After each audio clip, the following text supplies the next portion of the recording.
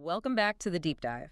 If you're here, you want knowledge fast, but you also, want it to be thorough. You want to get past the noise. Right. Today, we are definitely doing that. We're tackling a massive stack of source materials. We're talking actual court documents, detailing one of the most high-stakes, high-profile divorce counterclaims we've seen in a while. That's right. We're zeroing in on the separation of Kandi Burruss and Todd Tucker. Yeah. And this isn't just, celebrity gossip. This is really a masterclass in aggressive but also very strategically nuanced divorce litigation. Exactly. We're looking beyond the headlines to understand the mechanics of the legal arguments being made. Mm-hmm. So our goal today is to give you a true shortcut to being informed. We are unpacking the two major and I think intertwined claims that Todd Tucker filed.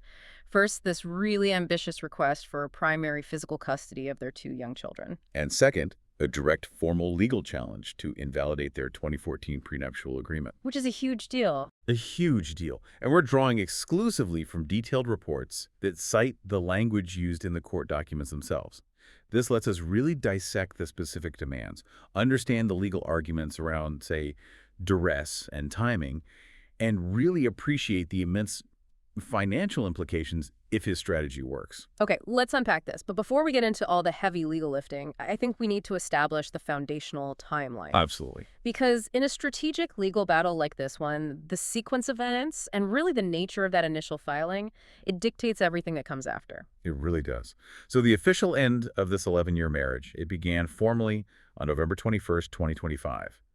That's when Kandi Burruss filed the initial petition for divorce. And for a relationship that was, built and evolved totally under the microscope of reality TV, this formal legal step, it feels like a really sharp pivot. It is. It's a pivot back into strict private legal maneuverings. So what Kandi initially requested in her filing, that sort of sets the baseline, right, is what Todd's counterclaim is measured against. Exactly. And her requests were, comparatively speaking, they were aimed at a clean, contract-enforced resolution. She sought joint custody of their kids, Ace and Blaze. Right. Which reflects a desire to maintain shared parenting responsibilities. Pretty standard stuff. And the other big piece, the prenup. Crucially, Kandi's initial filing sought to enforce the 2014 prenuptial agreement. This signaled her intention very clearly. A divorce governed by the financial contract they had signed a decade earlier. So she was essentially saying, we have an agreement, let's just stick to it. Let's stick to the plan.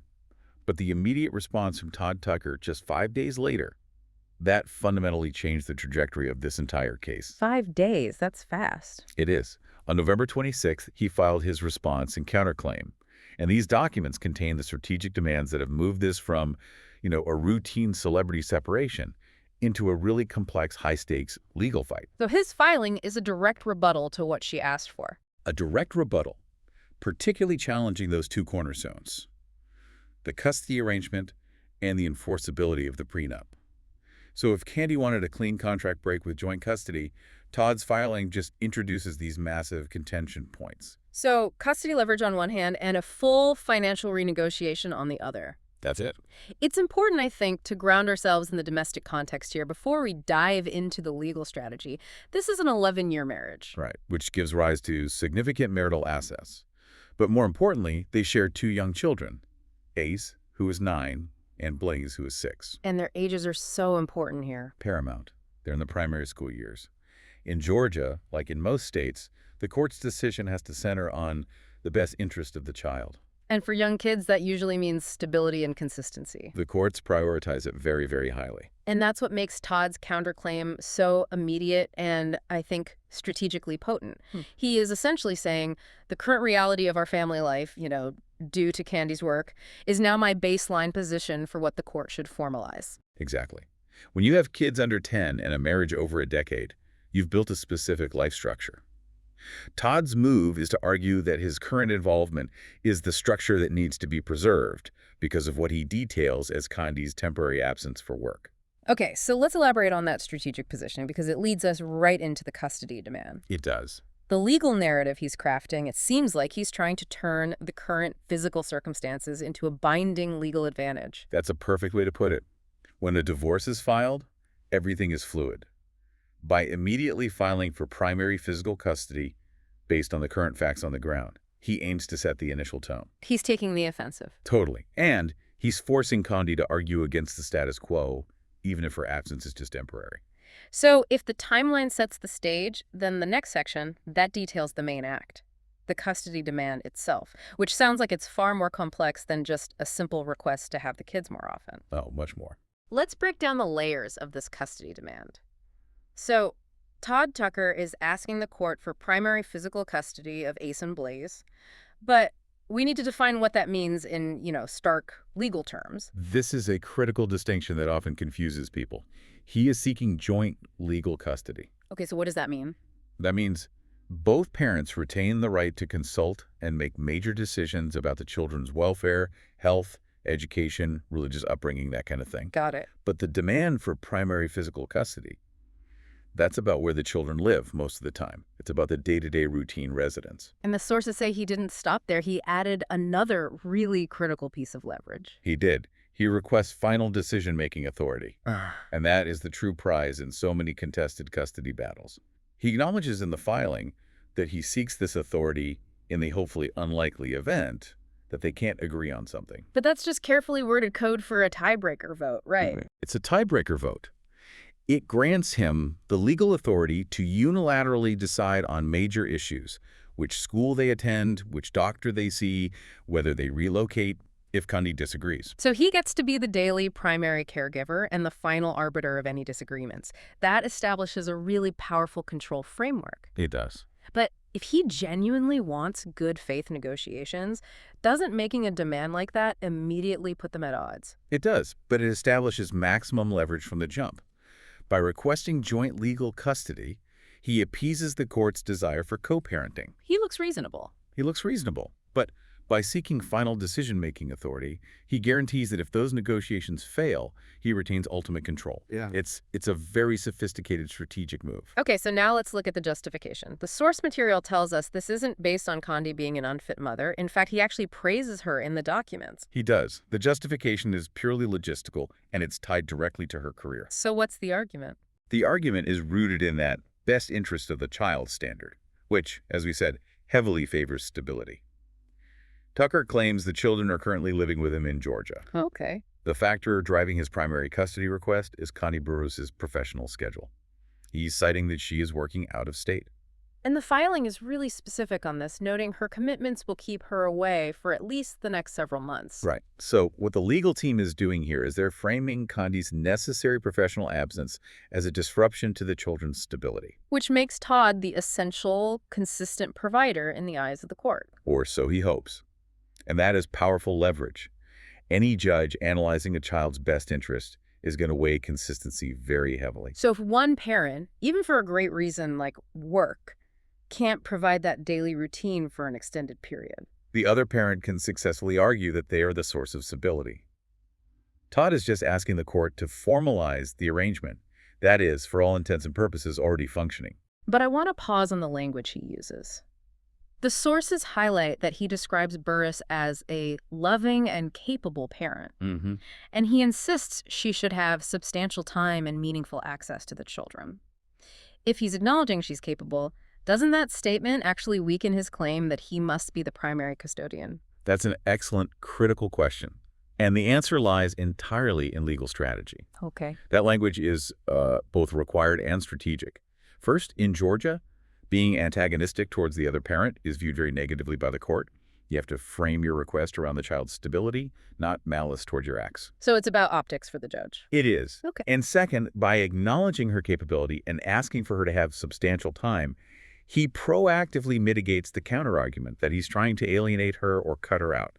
He's trying to look like the reasonable, facilitating parent who just happens to be the more available one right now. So he's basically saying, I am the stable base due to the current circumstances, and I will facilitate the co-parenting of this very capable mother, but I still need the official title and the tiebreaker.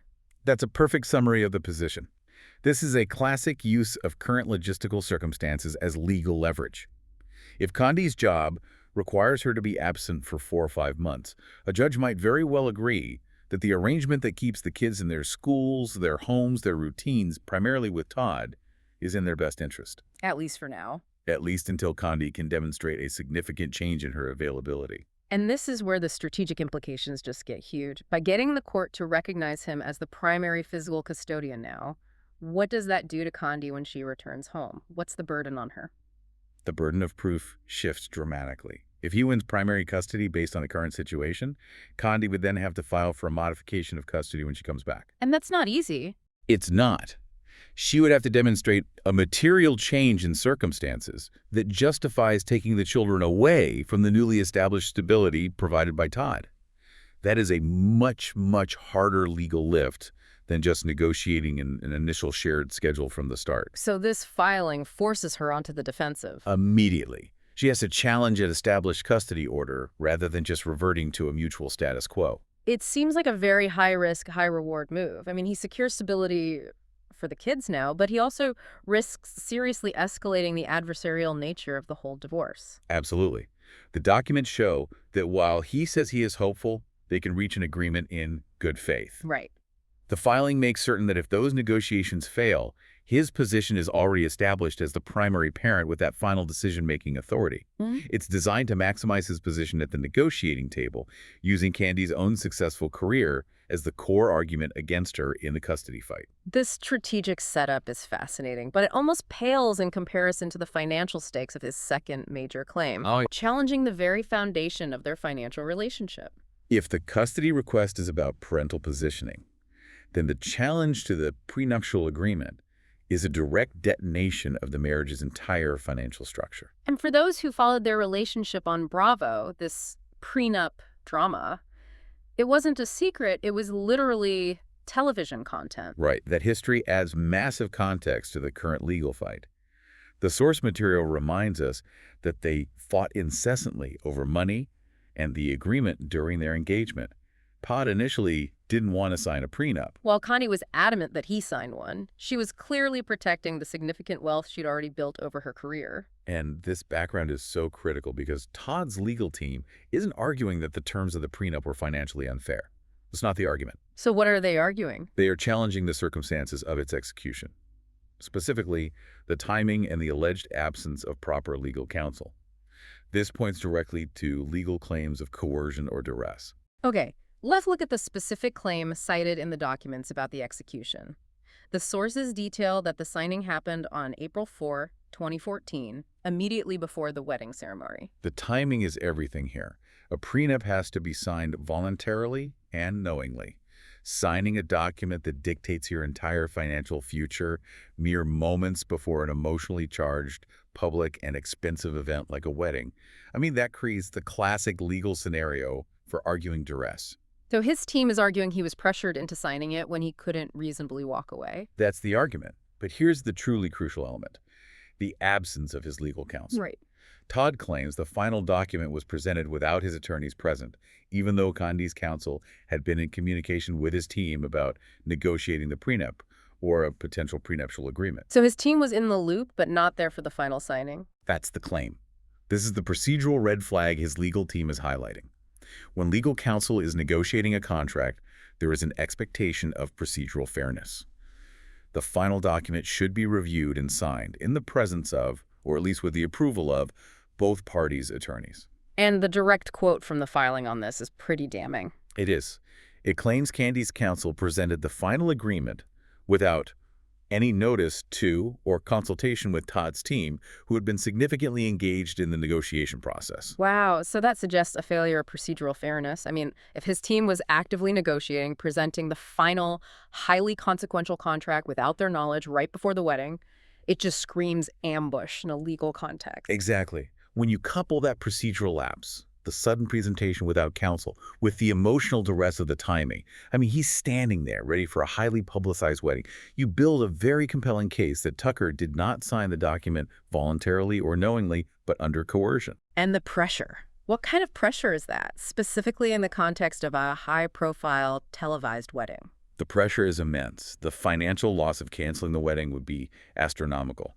You've got deposits, vendors, guests who've flown in, not to mention the emotional and public embarrassment of stopping a highly anticipated event. So his team is suggesting that this pressure, the impossibility of backing out without a massive penalty, was exploited to secure his signature on a document his team hadn't even approved. That is the core of their argument. And they suggest these combined circumstances raise substantial questions concerning the enforceability of said document. And if the court agrees that the prenup is unenforceable, the financial stakes in this divorce just become astronomical. They absolutely skyrocket. If that prenup is thrown out, Georgia law treats the marriage as though no contract ever existed. So everything is back on the table. Everything. All assets accrued during the 11-year marriage become subject to equitable division.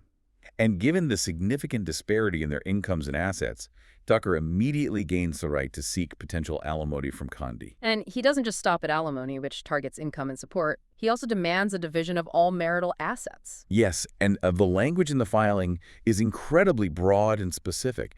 He's asking for assets that are both real and personal, tangible and intangible. Okay, we need to unpack that jargon for the listener. Tangible assets. That's pretty straightforward, right? Right. Real estate, cash and bank accounts, cars, physical property.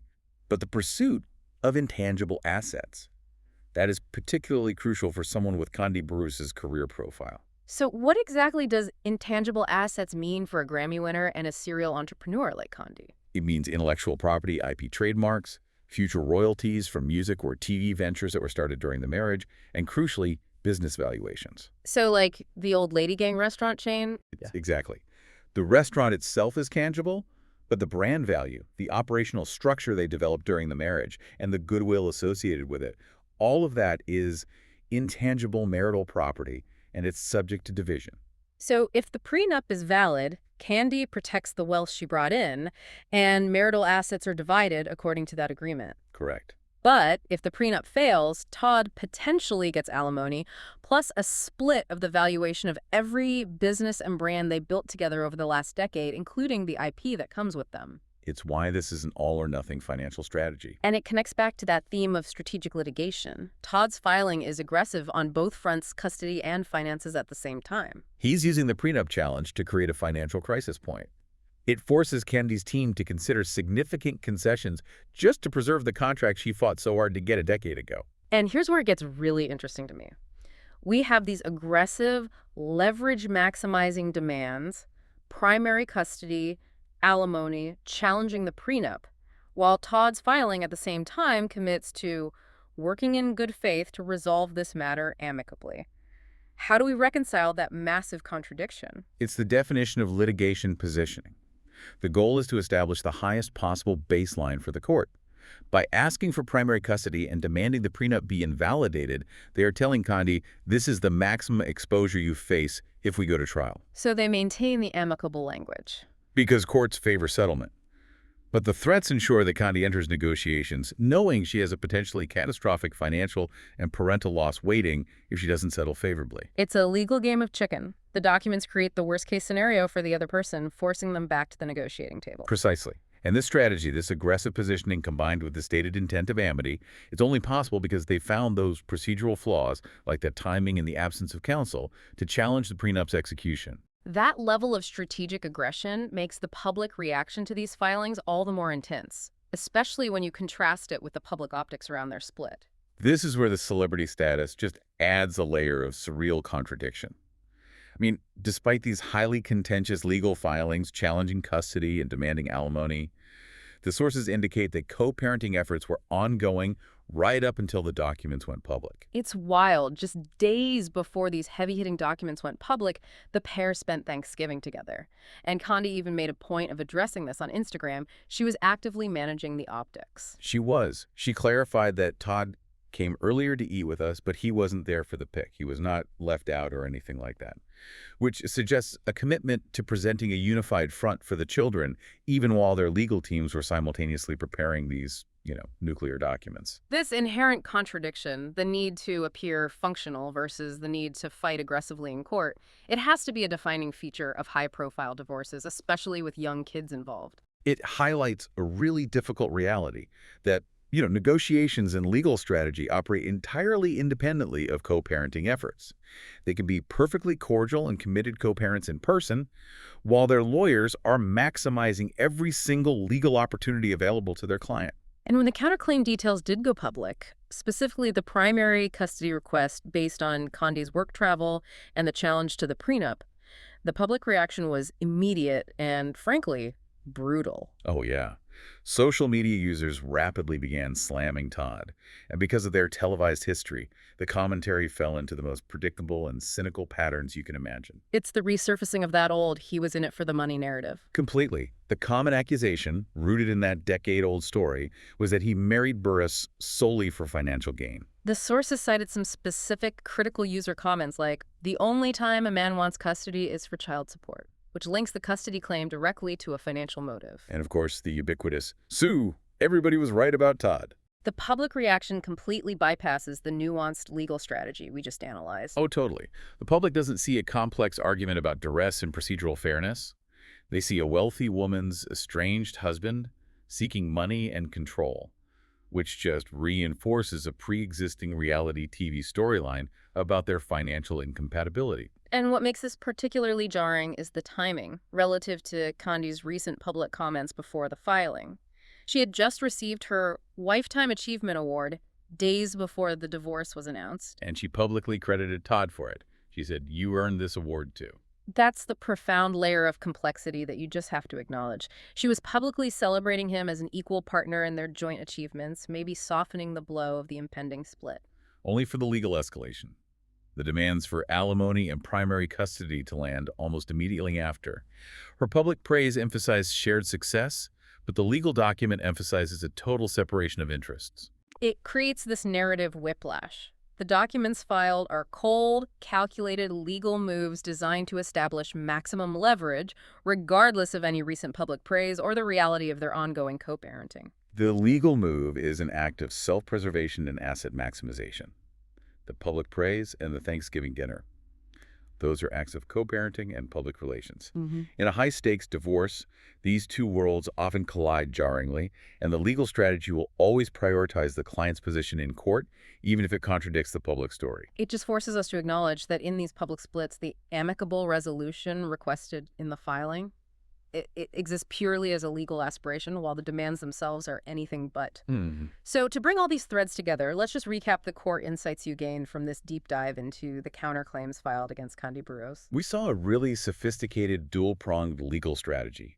First, the temporary nature of Kandi's out-of-state work was swiftly weaponized. It was leveraged as the foundation for requesting primary physical custody and that crucial final decision-making authority. And that move attempts to formalize the current living arrangement. Right. It shifts the burden onto Kandi to challenge the new status quo and prove that returning to shared time is in the children's best interest. And second, that high-stakes argument against the prenup, it relies on attacking the process of the execution, not just the terms themselves. Exactly. The claim that signing the document immediately before the ceremony, without the benefit of counsel despite ongoing negotiations, that constitutes the necessary grounds duress and a lack of voluntariness to invalidate the entire financial agreement. Which opens the door to potential alimony and the division of all marital assets, including those valuable intangible assets from her IP and business ventures. The sources show us a scenario where a high-achieving parent's packed professional schedule can be used as strategic leverage in legal proceedings, regardless of their capability or their previous co-parenting commitment. And the challenge to the prenup highlights the complex legal standard courts have to apply to determine if a contract signed under the extreme emotional and public pressure of a wedding was truly executed without coercion. Which leaves us with a provocative thought for you to consider. Given the history, the very public televised drama surrounding their initial prenup negotiations, and this specific legal challenge about timing and duress, does the presence of reality TV cameras add a layer of unspoken pressure or context that courts must now ultimately consider? I mean, when Todd was signing that document immediately before a televised wedding, was the pressure to deliver the planned outcome for the show and for the public, was that a unique form of coercion that legally distinguishes this from a purely private agreement? It forces us to wonder if public pressure can truly taint the voluntary nature of a private contract.